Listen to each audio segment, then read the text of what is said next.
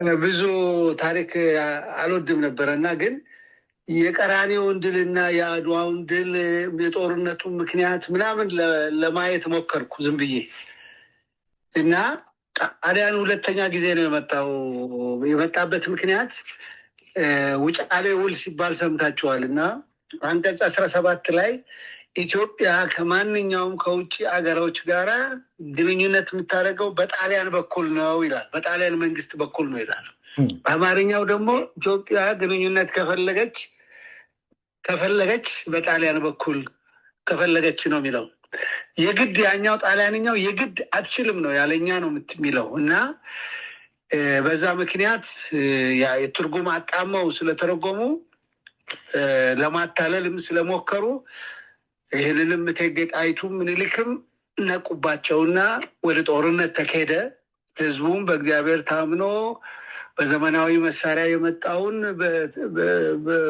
በታንክ በአየር የመጣውን በጎራዴ በምን ብሎ አቋላይ አሸነፉ እና በማይታመን ነገር ነው። በእግዚአብሔር ኃይል ካልሆነ በሰራዊት ብዛትም በጦር መሳሪያም እነዛ በጣም ብዙ ሰራዊት ነው የመጣው። በዘመናዊ መሳሪያ ነው የመጡት እና አሸነፉ ይላል እና ይሄንን ድል ይከበራል። ስለዚህ እኛስ የቀራኒዮ ላይ ምን ተሰራ የሚለውን ጋራ እያነጻጸርኩ አስብ ነበረ።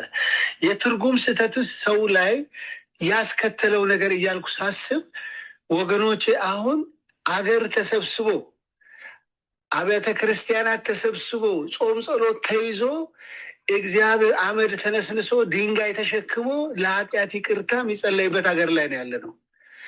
እግዚአብሔር ግን ቆላሲያስ ላይ በደላችሁን ሁሉ ኃጢአታችሁን ይቅር አላችሁ ይላል። ይቅርታውን ትቶ ደሙን አክፋፍቶ ጾም ጸሎት ይዞ በነፃነት በድሉ በይቅርታው እንጆይ ከማድረግ ይልቅ ሰው ሁሉ ለኃጢአት ሌላ አይነት አፕሮች ወደ እግዚአብሔር እየሄደ ነው። ይሄ ደግሞ አለማመን ነው፣ ኃጢአትም ነው። አለማመን በራሱ በመጽሐፍ ቅዱስ ኃጢአት ነው። ኃጢአት ደግሞ ልብን እያደነደነ ለጠላት መሳሪያ አድርጎ ሃይማኖተኛ አድርጎ ከእግዚአብሔር የሚያርቅ መንገድ ነው። በጣም ሲሪየስ ነገር ነው እና ሰው ፈሪ የሆነው በእግዚአብሔር ፊት ለመቅረብ ፈሪ የሆነው ሁሌ ስለ ሴጣን የሚያወራው ድሉን የማይለማመደው ምንድን ነው ስለ ይሄ አንዱ ነጥብ ሆኖ አገኘሁት።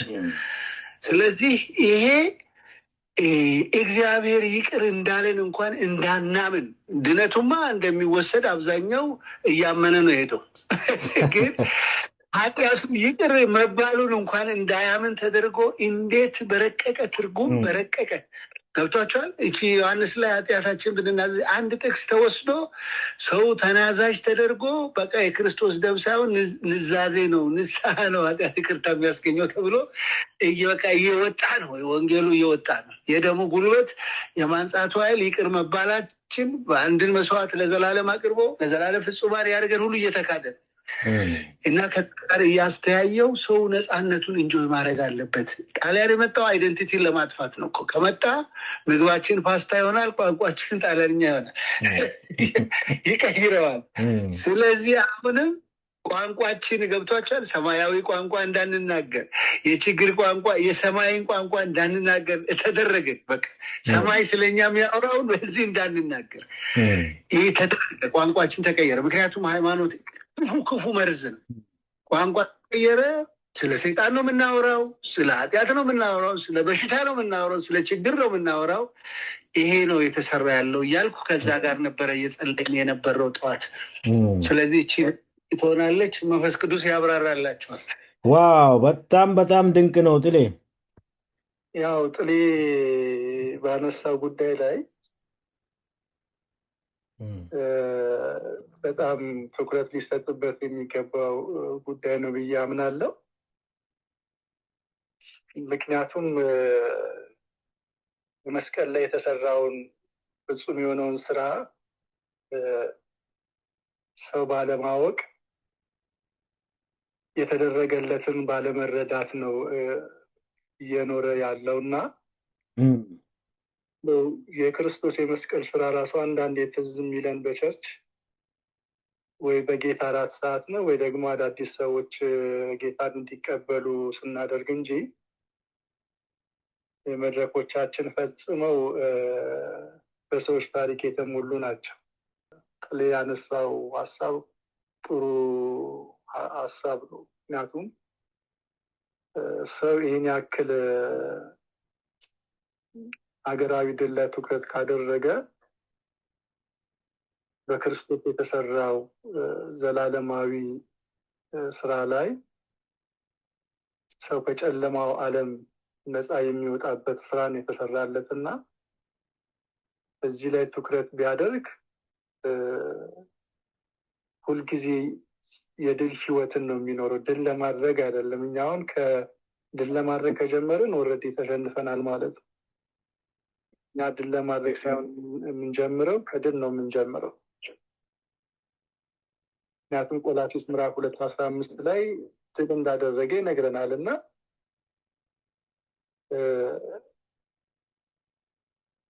ይሄ እውነት ተሸፍኖብናል ብዬ ነው እኔ የማስበው። ገና አሁን እግዚአብሔር ይህንን ብርሃን ለማብራት ሰዎችን እያስነሳ ስለሆነ ሰዎችን በዚህ እውነት እየገለጠ ስለሆነ በዚህ በጣም ደስ ይለኛል። ያው ይህንን እውነት አለመረዳታችንን የሚያሳየው ቅድም ጥሌም አንስቶታል። ብዙ ጊዜ ሀገራዊ ብሔራዊ ንስሐ እናደርጋለን። በየዓመቱ በዛ ጉዳይ ላይ ደጋግመን ያንኑ ነገር ነው የምናደርገው። ጳውሎስ ግን እውነተኛ ንስሐ ከሆነ የንስሐ ፍሬ እንዳለ ይናገራል። ስለዚህ በዚህ ዓመት የገባንበትን ጉዳይ የሚቀጥለውም ዓመት የምንገባበት ጉዳይ ከሆነ የሃይማኖት ስርዓት እንጂ እውነተኛ የጸጋ እውነት ላይ የተመሰረተ ነገር እያደረግን አይደለም ያለ ነው። እውነተኛ ንስሐ ወደ ክርስቶስ ዞር ማለት እንጂ ምሕረትን አብዛለን፣ ይቅር በለን፣ ቁጣህን ከግብራችን ከኛ ላይ አንሳ የሚል ከሆነ እግዚአብሔር እንግዲህ የትኛውን ቁጣ እንደሚያነሳ ማሰብ አለብን። ምክንያቱም ከዓለም ጋር እግዚአብሔር በክርስቶስ ከታረቀ አሁን እኛ የእርቁን ደብዳቤዎች አድርሱን የተባል ነው እንጂ ይቅር በለን ማረን እያላችሁ ጊዜ ፍጁ አላለንም። አይኖ ጳውሎስ ጾም አለው ብሎ ይናገራል። የጸጋ እውነት ጾምን አይቃወምም። ግን ጾም የሚደረግበትን ምክንያት ግን ወንጌል ይቃወማል እና አንደኛ ነው። ሁለተኛ ነገር ደግሞ አንተ ባነሳው ነገር ወደ እግዚአብሔር በብሉይ ኪዳን ላይ ፈልጉት፣ በሚገኝበት ጊዜ ፈልጉት ብሎ ይናገራል። አሁን ግን ቤተ መቅደሱ ሆነናል። የእግዚአብሔር ቤተ መቅደስ ሆነናል። በመንፈስ ቅዱስ አማካኝነት ቤተ መቅደስ ስለሆንን አሁን እግዚአብሔርን የምንፈልግበት ምንም ምክንያት የለም። እግዚአብሔር እኛ ውስጥ አለ። ከእሱ ጋር ህብረት እናደርጋለን። ከሌላ ቦታ የምንፈልገው አምላክ የለንም። ግን ከኛ ጋር የሆነ በብሉይ ኪዳን እግዚአብሔር ከእናንተ ጋር ነበር፣ ከእናንተ ጋር ይሁን የሚሉ ቃሎች አሉ በብሉይ ኪዳን ላይ። በአዲስ ኪዳን ስንመጣ ግን እግዚአብሔር ቤተ መቅደሱ ነው እኛ የተደረግነው። ስለዚህ መኖሪያውን በእኛ ዘንድ ካደረገ 24/7 ከቸርች ፕሮግራም ውጭ ከእግዚአብሔር ጋር ህብረት ማድረግ እንችላለን። ፈልገን ገና የምናገኘው ከሆነ ከኛ ጋር ድብብቆሽ የጀመረ እግዚአብሔር ነው ያለው ማለት ነው። ግን በክርስቶስ የተገኘልን እግዚአብሔር ስለሆነ ያለው ከዚህ እግዚአብሔር ጋር ህብረት እንድናደርግ ደስታን እንድናደርግ የተጠራ ነው። ምክንያቱም እንግዲህ የኛ የአሕዛብ ሐዋርያ ጳውሎስ ነው ብለን ካልን ጳውሎስ እንዴት ነበረ እግዚአብሔርን የገለጠው፣ እንዴት ነበረ ከእግዚአብሔር ጋር ህብረት ያደርግ የነበረውን የሚለውን ነገር ላይ እሱ ላይ ትኩረት ማድረግ አለብን ብዬ አስባለሁ። ጊዜ እንዳልወስድ ለሌሎቹ ፈልጋለሁ። ዋው በጣም ድንቅ ነው ፓስተር አሌክስ፣ በጣም የሰጠው ማብራሪያ በጣም ድንቅ ሀሳብ ነው። አሁን እየተወያየን ያለው ሀሳቡ ምንድን ነው? በዚህ ዘመን በተለይ እነዚህ ሁለቱ አርዕስቶች በጣም ፖፑላር ናቸው። በአገር አቀፍ ደረጃ የንስሐ ፕሮግራም እየተባለ በየዓመቱ በእግዚአብሔር ፊት ንስሐ እንግባ ይባላል። ንስሐ እንግባ ተብሎ የሚጸለየው ጸሎት ምን አይነት ጸሎት ነው? እግዚአብሔር ሆይ ይቅር በለኝ ማረኝ አንተን ብቻ በደልሁ፣ በደሜ ጠበኝ፣ እነጸማለሁ፣ ከበረዶ ይልቅ ነጭ አድርገን፣ በሂሶጵ እርጨኝ እየተባለ መዝሙረ ዳዊት 51ኛው ምዕራፍ ላይ ዳዊት የተናገረው ያ ጥቅስ እየተጠቀሰ ብዙ ሰው በእግዚአብሔር ፊት ያለቅሳል። በቅንነትም ባለማወቅም ያለቅሳሉ። አንዳንዱ በጣም ራሱን አዋርዶ ድንጋይ ሁሉ ላይ ተንበርክኮ የሚጸልዩ አሉ። ከስር ድንጋይ አድርገው ስጋቸውን ጉልበታቸውን በመጉዳት ግንባራቸው ላይ ድንጋይ አድርገው ተንበርክኮ ሰውነታቸውን እየጎዱ በእግዚአብሔር ፊት ምሕረት ለማግኘት እባክህ ይቅር በለኝ እያሉ የዛሬ 10-20 ዓመት የሰሩትን ኃጢአት እያሰቡ ፕሮግራም መሪውም ያሳስባል። እነሱ ብቻ ሳይሆን የዛሬ ዓመት የሰራችሁትን ኃጢአት አስቡ፣ ዛሬ የሰራችሁትን፣ ትላንት የሰራችሁ፣ ከትላንት ወዲያ አስቡ ይባላል። አስቡ፣ አስታውሱ፣ ፈትሹ ውስጣችሁን። በውስጣችሁ የተደበቀ ኃጢአት ካለ ያንን ፈትሻችሁ ማረን በሉ፣ ይቅር በለን በሉ። ቅድም ወንድማችን ጥለ እንዳነሳው በትርጉም ስህተት ብዙ ችግር ነው እየተፈጠረ ያለው በዚህ ዘመንና ይህንን ነገር ነው አሁን ዛሬ በዋናነት ከዚህ በፊትም ያው በኮርስ ውስጥ የተማርናቸው ነገሮች ናቸው። የኃጢአት ይቅርታ በየቀኑ ማረን ይቅር በለን ብለን የምንቀበለው ሳይሆን በመስቀል ላይ ከዛሬ 2000 ዓመት በፊት በክርስቶስ ኢየሱስ ተሰርቶ ያለቀ ስራ ነው። እግዚአብሔር እኛን ይቅር ያለን እኛ ገና ሳንወለድ ዘር ማንዘሮቻችን ሳይወለዱ ከዛሬ 2000 ዓመት በፊት ለወደፊት ያለውን ኃጢአት ያለፈውን ኃጢአት የነበረውንም በዛን ጊዜ የነበረውንም በአጠቃላይ ነው ለኃጢአት ሁሉ ኃጢአታችንን በሙሉ በሱ ላይ አደረገው ነው የሚለው ቃሉ እና ሁሉንም ኃጢአት በክርስቶስ ላይ ተደርጎ ነው በመስቀል ላይ ኃጢአት የተቀጣው። በእኛ ጸሎት እግዚአብሔር ይቅር አላለንም፣ ለወደፊትም ይቅር አይለንም። የኃጢአት ይቅርታ የተገኘው በክርስቶስ ኢየሱስ በተሰራው በመስቀሉ ስራ ነው። የእኛ ስራ ምንድን ነው? አስተሳሰባችን ለውጠን ያንን የተሰራውን ስራ በእምነት መቀበል ብቻ ነው። እዚህ ላይ ትንሽ ለመጨመር ኦኬ፣ ከእግዚአብሔር ዘንድ ዓለም በሙሉ ይቅር ተብሏል። ይሄ ሰው አሁን ሁሉም ሰው እንዲያውቅ የሚፈልገው ከእግዚአብሔር ዘንድ ይቅርታ ለዓለም ሁሉ ደም ፈሷል። ይቅርታውንና ምሕረቱን የመቀበልና ያለመቀበል ነው ልዩነት ያመጣ። እኛ በልን ሰዎች እግዚአብሔር ዓለምን በሙሉ ይቅር ብሏል። ብንጸልይም እንኳን ይህን የምሕረት የተዘረጋ የጸጋ የምሕረት ዘመን ነው። ይህን ይቅርታ እንዲቀበሉ ከክፉ ከተያዙበት አእምሮ ነፃ እንዲወጡ በቃ የተተበተቡበት አለ እና ወንጌል እንዳያምኑ የተደረጉበት። ሌላው እርስ በርሳችን ይቅር እንባባላለን። ከእግዚአብሔር ዘንድ ብቻ ይቅርታ ተደርጎልናል እንጂ አንዳችን ሌላችን ስንበድል ክርስቶስ ይቅር እንዳለን ይቅር እንባባላለን። የእርስ በርሳችን ግንኙነት እንዳይበላሽ፣ ምክንያቱም ይቅር አለማባባል የእርስ በርስ ግንኙነታችንን ያበላሸዋል። ይሄ በቃ የምናደርገው ነው። ክርስቶስ ይቅር እንዳላችሁ ስንል እግዚአብሔር በደላችንን አልቆጠርም፣ እኛም በዛው ልብ ሰዎችን በደል አንቆጥርም። ይቅር በይቅርታ እንመላለሳለን። በቃ ይሄ ነገር አልተከለከለም። ሰው ኃጢአቱን 1000 ጊዜ ቢናዘዝ መንግስተ ሰማያት አይገባም። ክርስቶስን ካላመነ አይገባም።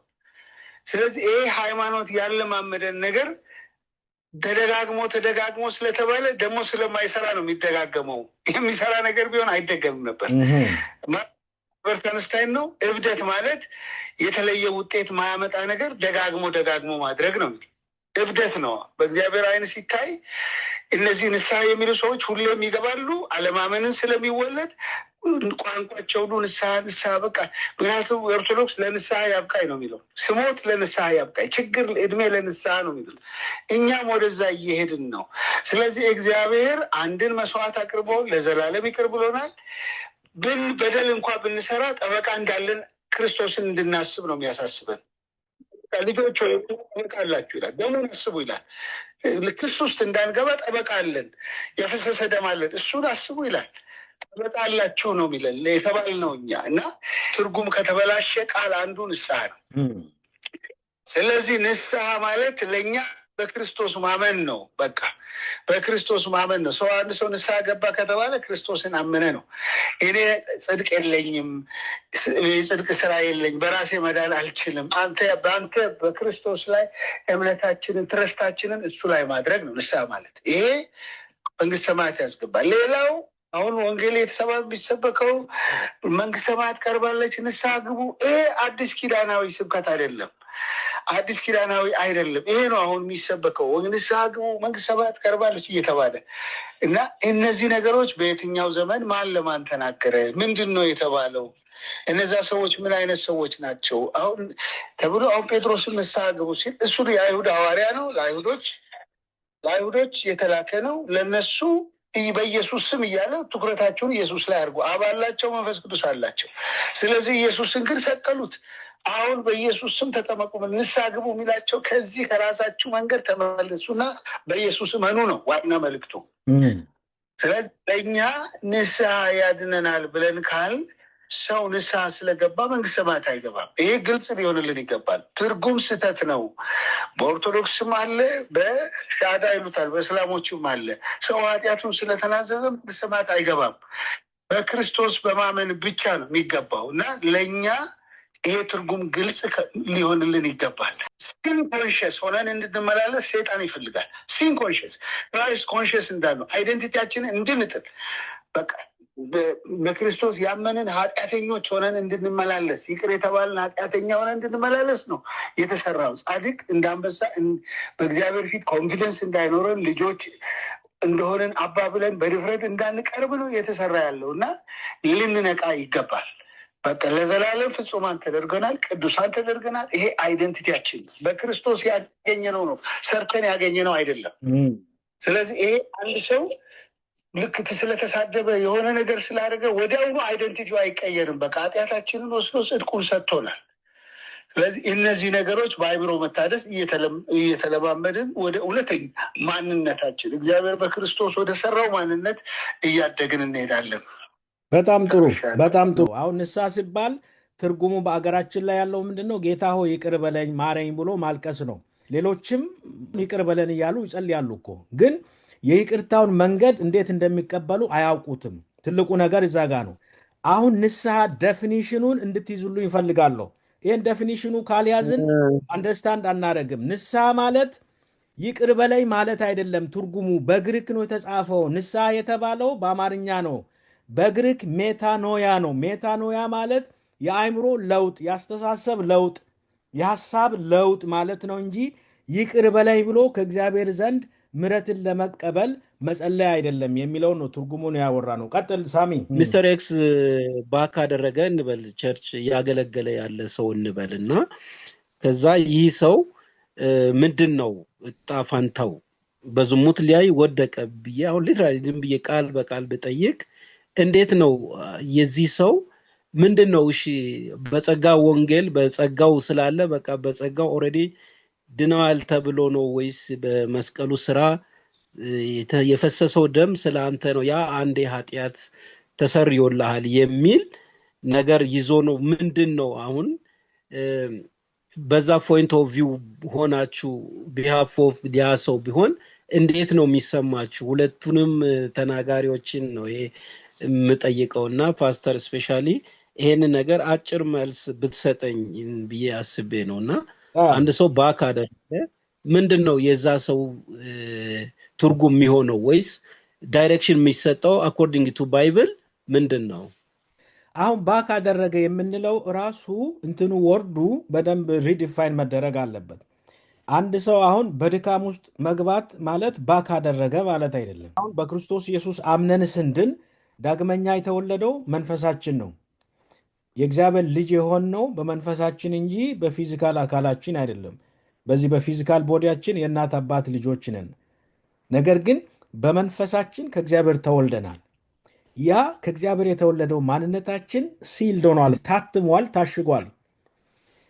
እንደዛ ማለት ይሄ ሰውዬ የፈለገውን ኃጢአት እየሰራ ቢቀጥል ችግር የለውም ማለት አይደለም። ችግር አለው፣ መዘዞች አሉት። ኃጢአት መቼም ቢሆን መቼ መልካም አይደለም። መዘዞች አሉ፣ ችግሮች አሉ። እና ይሄ ሰውዬ ስቲል በኃጢአት ወደቀ እንበል። አሁን አንድ ሰው በኃጢአት ወደቀ እንበል፣ ስቲል የእግዚአብሔር ልጅ ነው። እንዴት ካላችሁ አሁን ልጆች አሉን፣ ሁላችንም ልጆች አሉን አይደል? ልጃችሁ አንድ ቀን ተሳስቶ የሆነ ጥፋት አጠፋ እንበል። ያንን ጥፋት ስላጠፋ ልጃችሁ አለመሆን ይችላል? በፍጹም አይችልም። አያችሁ፣ ጥፋት አጥፍቷል። ላጠፋው ጥፋት ቤተሰብ ይገስጸዋል፣ ዲስፕሊን ያደርገዋል፣ ያስተምረዋል። አሁን ከኃጢአት ጋር የተገናኙ ቅጣቶች አሁን ተጽፏል ዕብራውያንም ላይ። አሁን ያንን ቅጣት ኮረክት ያደርገናል ይላል። ኦሪጂናል ግሪኩን ስታነቡት ኮረክት ነው የሚያደርገን፣ እንደ ልጆች ይቀጠናል የሚለውን ኮረክት ያደርገናል፣ ያስተምረናል፣ ያንን ጥፋት ደግመን እንዳናደርግ ማለት ነው። ሮል ኦፍ ሆሊ ስፒሪት በዚህ ዘመን አሁን ወደ እውነት ሁሉ መምራትና ከማንነታችን ውጭ የሆኑ ነገሮችን ስናደርግ እነዛ ነገሮች የኛ ማንነት እንዳልሆኑ መንፈስ ቅዱስ ኮረክሽን ይሰጠናል ማለት ነው። ስለዚህ አሁን በዚህ ስጋ ላይ ኃጢአት ስንሰራ ዝሙት ብቻ አይደለም ኃጢአት፣ ከአንደበታችን የሚወጡ ነገሮች አሉ፣ ኃጢአት ናቸው። ክፉ ነገሮች እንደ ዓለማዊ የምንሳደብ ያልተቀደሱ ንግግሮቻችሁ በጨው እንደተቀመመ በጸጋ ይሁን ነው የሚለው። ከጸጋ ውጭ የሆኑ ንግግሮች በሙሉ ኃጢአት ናቸው። እነዛን ኃጢአት ማለት ትርጉሙ ራሱ ምን ማለት ነው ከተባለ ኢላማ መሳት ነው። በንግግራችን ኢላማ ከሳትን፣ በድርጊታችን ኢላማ ከሳትን ምንድን ነው የምናደርገው? ሜታኖያ ነው የምናደርገው። ወደዛ ኢላማ ነው የምንመለሰው።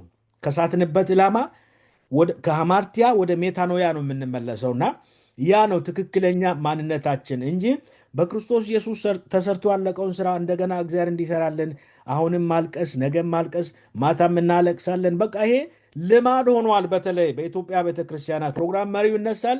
የመጀመሪያ አፉን የሚከፍተው አንዳንዱ ቦታ በምስጋና ነው፣ አንዳንዱ ደግሞ በንስሐ ነው። ንስሐ ማለት ይቅር በለኝ ማረኝ ማለት አይደለም። ንስሐ ደግሞ በጸሎት አይመጣም፣ በትምህርት ነው የሚመጣው። ንስሐ ማለት የአእምሮ ለውጥ፣ የአስተሳሰብ ለውጥ አይደል ትርጉሙ። ይሄ ደግሞ በጸሎት አይመጣም።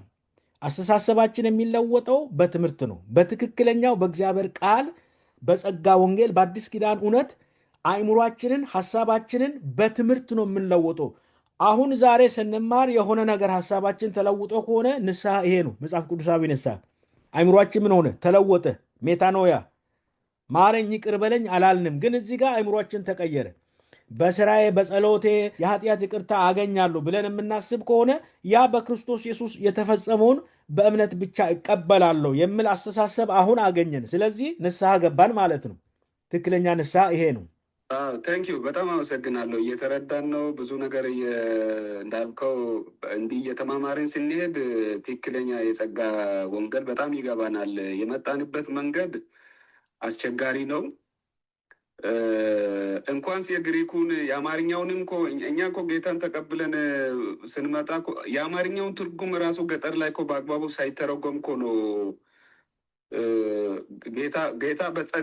ጌታው በጸጋ በምሕረቱ ብዛት አሳምኖን ተቀበልን እንጂ በትክክል እኮ አልተተረጎመም። መጽሐፍ ቅዱስ ራሱ አማርኛውም ራሱ በትክክል እኮ የሚተረጉመው አሁን ይሄኛውን ጄኔሬሽን አንተ ያሰብክ እንጂ 90ዎቹ 80ዎቹ 70ዎቹ 60ዎቹ ሰዎች እኮ ማንበብ መጽሐፍ ሳይችሉ ትንሽ ቃል እንትን ያሉትና ከዚህ የተነሳ ብዙ ችግር እንትኖች አሉ። እንለወጣለን።